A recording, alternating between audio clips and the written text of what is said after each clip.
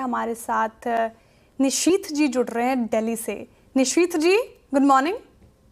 हाँ मैम। जी, मैंने आपका नाम सही प्रोनाउंस किया ना? निशीथ ही है ना आपका नाम?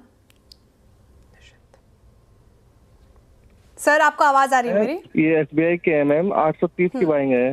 हाँ ठीक है, SBI पे पूछे। लॉन्ग टर्म नजरिया है आपका, शॉर्ट टर्म के लिहाज से पूछ रहे हैं? शॉर्ट टर्म के लिहाज से लिया था मैम ये भी, और TCS का जो भी है मैम वो 4100 कुछ रुपए की बाइंग है, 4169 रुपए की। TCS का आपने? हाँ, TCS का भी 4169 रुपए की बाइंग है। ठीक है, और कितनी क्वांटिटी है? मैम 110 क्वांटिटी TCS की और SBI की 604 है मैम। ठीक है, SBI से शुरुआत करती हूँ आपके सवाल। SBI 604 क्वांटिटी है आपके पास, 830 की खरीद है, 741 के लेवल पर कारोबार कर रहा है। और ठीक है, आज तो क्या ही कहना, 3.5% की गिरावट, लेकिन एक महीने में ठीक ठाक परफॉर्मेंस दी है SBI ने। क्या करना चाहिए गाबर सर? PSUs में किसी से भी मैं पिक पूछती हूँ तो SBI ही आता है। आपको स्ट्रेंथ नजर आ रही है इस पर्टिकुलर काउंटर पर? देखिए, SBI is the best stock among the PSU, no doubt about it. एक जब मार्केट वीक है तो सभी गिरेंगे ना, बारिश पड़ेगी तो सभी गिरे होंगे। ये हाल यहाँ पर भी है SBI में, और थोड़ी गिरावट बढ़ सकती है।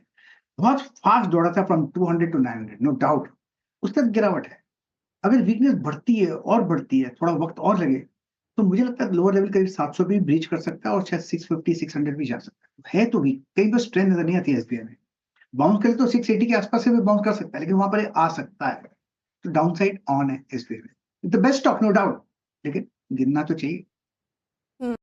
बेस्ट स्टॉक है, लेकिन हिलना तो चाहिए बिल्कुल। लॉन्ग टर्म के लिहाज से ठीक है SBI, अपने कोर पोर्टफोलियो में आप शामिल कर सकते हैं, कोर पोर्टफोलियो वाला स्टॉक SBI।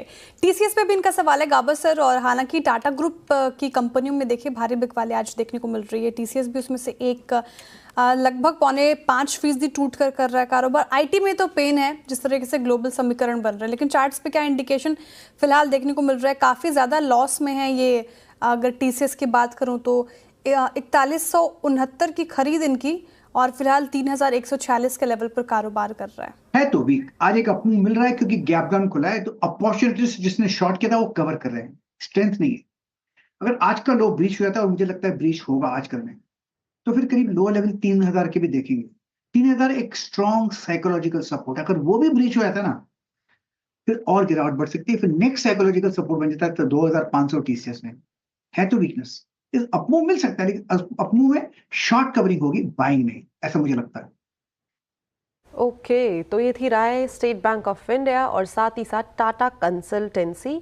वीकनेस परसिस्टेंट यहाँ पे बनी हुई है। चलिए आगे बढ़ते हैं और छत्तीसगढ़ से विक्की जी हमारे साथ जुड़े हैं। विक्की जी, गुड मॉर्निंग।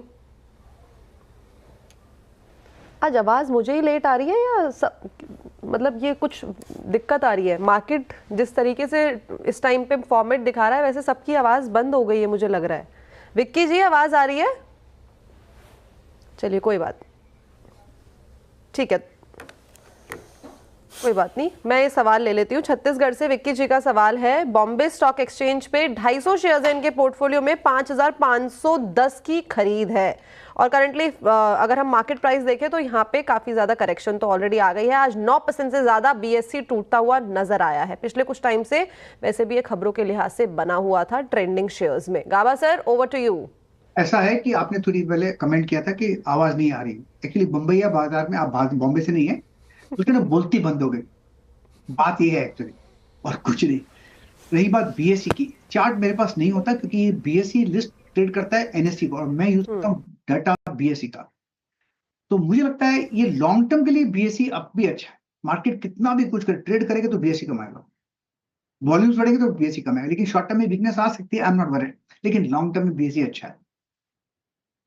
तो लॉन्ग टर्म पर्सपेक्टिव से के हिसाब से BSE is a good thing, but अभी शॉर्ट टर्म के हिसाब से यहाँ पे हो सकता है कि और भी वीकनेस हमें देखने को मिले। चलिए, वक्त हो गया है एक छोटे